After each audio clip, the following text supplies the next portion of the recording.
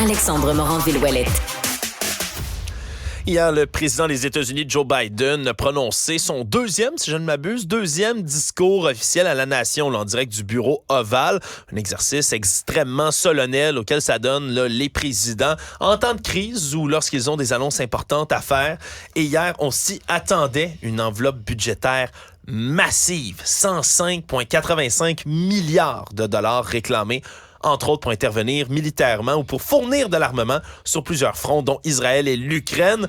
On avait promis d'en parler hier avec Luc Lavoie, qui est chroniqueur et analyste politique ici à Cube Radio et bien sûr, évidemment, membre de la Joute et autres à TVA. Bonjour Luc. Bonjour. Qu'est-ce que tu as retenu tout premièrement de ce discours hier?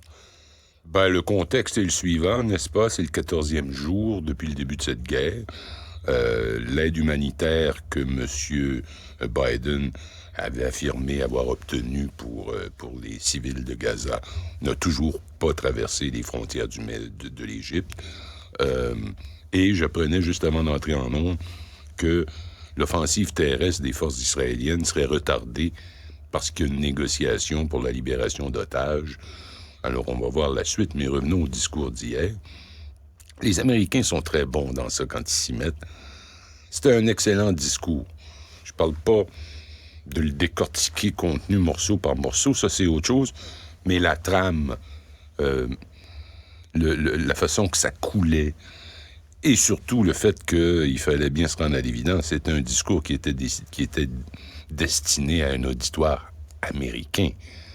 Voyez-vous, il se trouve que le Congrès ne fonctionne pas, parce que la Chambre des représentants est incapable de s'élire un président après en avoir mis un dehors. Mm-hmm.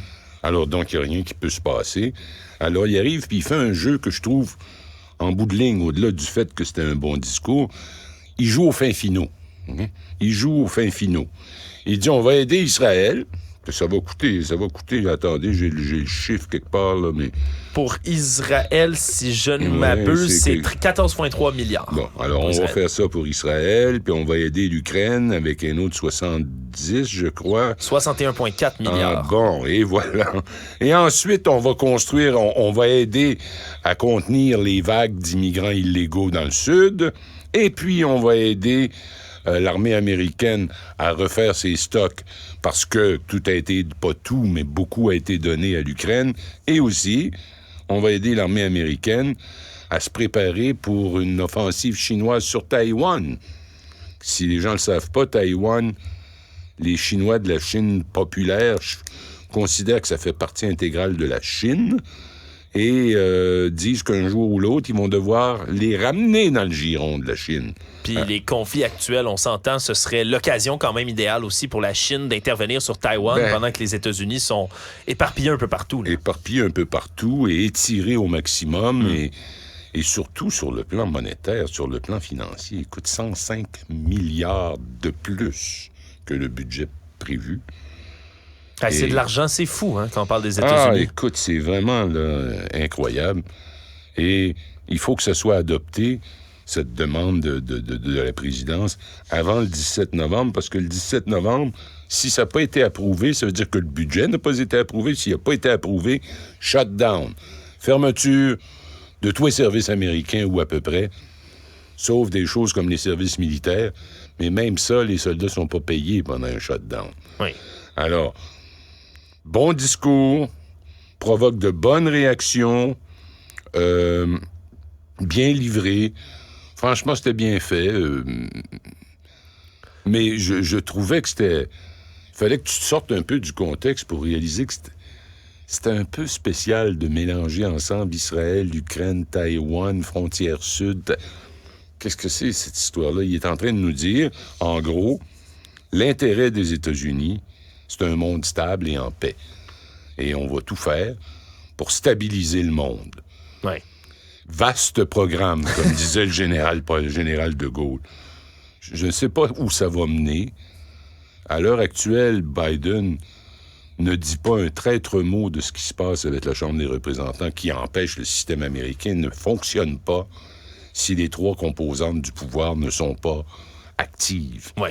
Alors, le président, évidemment, a des privilèges qu'il peut exercer, mais il peut pas décider d'un budget s'il n'est pas approuvé par les élus du peuple, puis les élus du peuple, c'est la Chambre des représentants. Le Sénat, c'est également des élus du peuple, mais qui ont des pouvoirs plus limités, qui ont à voir avec les traités internationaux, avec ce genre de choses. Oui.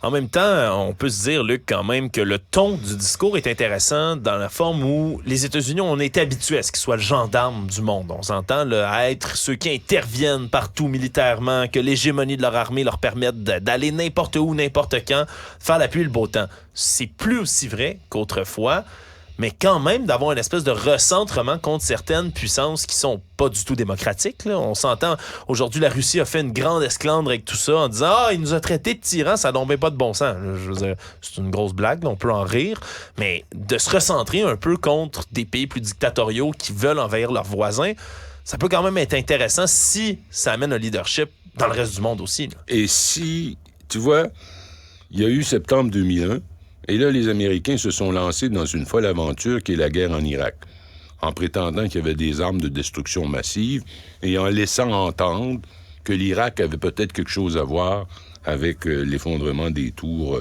des Twin Towers à New York. Ça n'a pas réglé grand-chose, en fait.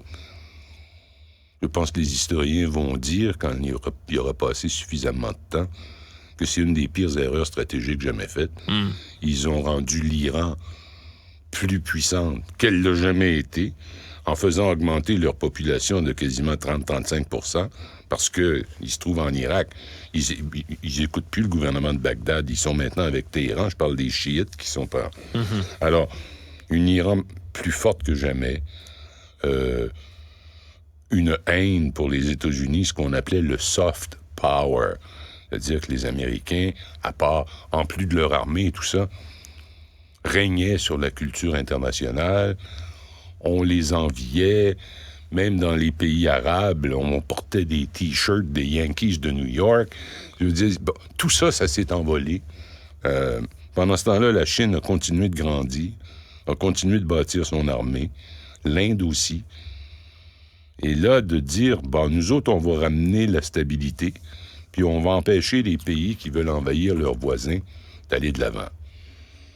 Je me répète, vaste programme. Je ne sais pas la vraie réaction dans les chancelleries du monde entier, mais ils doivent être nombreux à se dire, écoute, il y a des limites, là. Ils peuvent pas tout faire. Là.